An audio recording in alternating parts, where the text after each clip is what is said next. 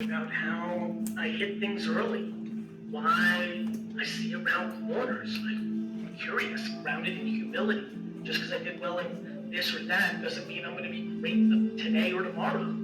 Curiosity and humility are massive, and so many people need to add those two elements to your game. It's how you find it early and win.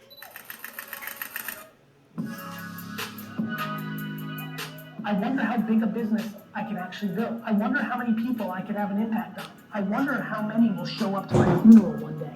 You need to have a strong desire to continue learning, no matter how much you've accomplished. I listen, and then I talk a lot. People are like, he's always talking, interrupting. I'm like, I'm listening. You guys know, it's all listening. In my mind, I'm still young. I'm still just getting started. I'm still in the dirt. If you have an inflated ego, curiosity gets suppressed.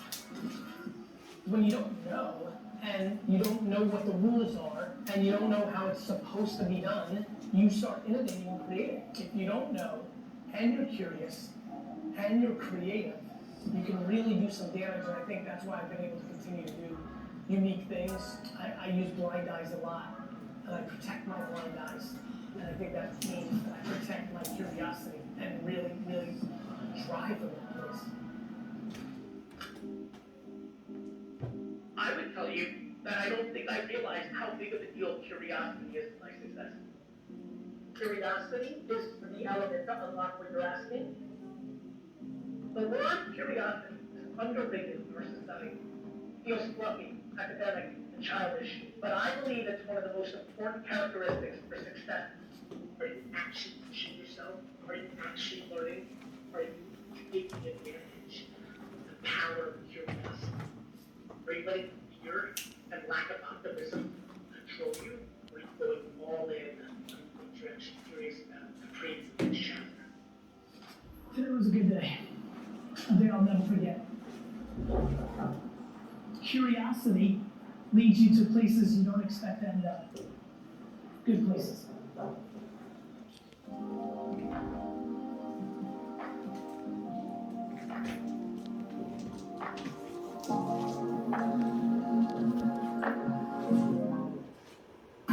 Bitches, they are full up, so come now.